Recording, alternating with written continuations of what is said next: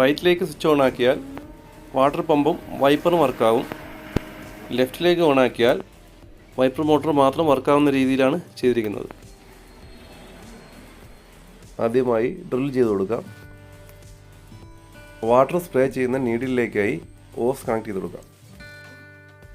Silicone തേച്ച ശേഷം drill ചെയ്ത ഹോളിലേക്കായി സെറ്റ് ചെയ്ത് കൊടുക്കാം.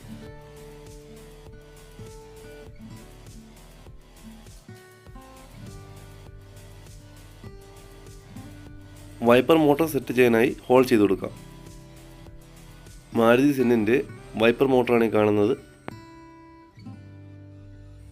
വൈപ്പർ മോട്ടോർ സെറ്റ് ചെയ്ത് കൊടുക്കാം. വൈപ്പർ മോട്ടോർ 10ൻ്റെ നെട്ടും ബോൾട്ടും ഉപയോഗിച്ച് സെറ്റ് ചെയ്യാം.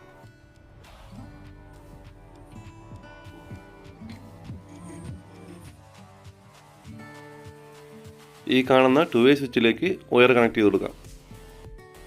സെൻട്രൽ കാണുന്ന പിന്നിലേക്ക് ഡയറക്റ്റ് പോസിറ്റീവും വൈപ്പറിലേക്കും വാട്ടർ മോട്ടറിലേക്കുമുള്ള ലൈൻ സ്വിച്ചിൻ്റെ ഔട്ടിലേക്ക് കണക്ട് ചെയ്ത് കൊടുക്കാം.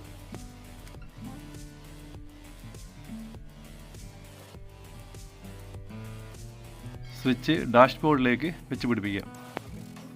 വൈപ്പറിലേക്കുള്ള വെള്ളം സ്റ്റോർ ചെയ്യാനായി 2 ഇഞ്ച് PVC പൈപ്പിൽ നിർമ്മിച്ച ഒരു വാട്ടർ ടാങ്കാണത്.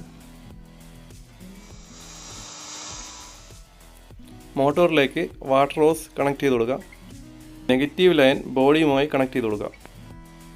മോട്ടറിലേക്ക് വയർ കണക്ട് ചെയ്ത് കൊടുക്കാം.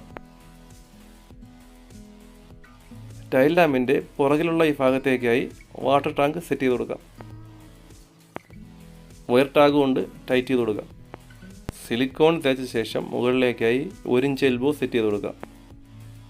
വെള്ളം ഒഴിച്ചു കൊടുക്കാനുള്ള ഓപ്ഷൻ 1 ഇഞ്ച് PVCയിൽ ചെയ്തിട്ടുണ്ട്. അത് സിലിക്കോൺ ഉപയോഗിച്ച് ഒട്ടിച്ചു കൊടുക്കുക.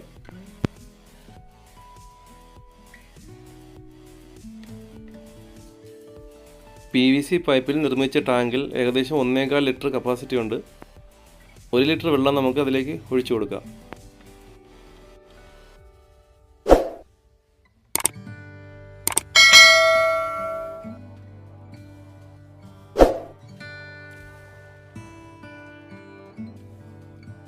സ്വിച്ചിൽ നിന്നും കൊണ്ടുവന്ന ബ്ലൂ വയർ വൈപ്പർ മോട്ടറിൻ്റെ ബ്രൗൺ വയറിലേക്ക് കണക്ട് ചെയ്ത് കൊടുക്കാം. നെഗറ്റീവ് ലൈൻ ബോഡിയുമായി കണക്റ്റാണ്.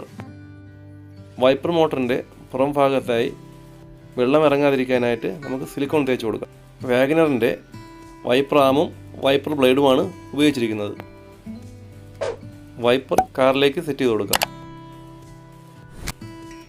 2 ഓപ്ഷനിലാണ് വൈപ്പർ സെറ്റ് ചെയ്തിരിക്കുന്നത്.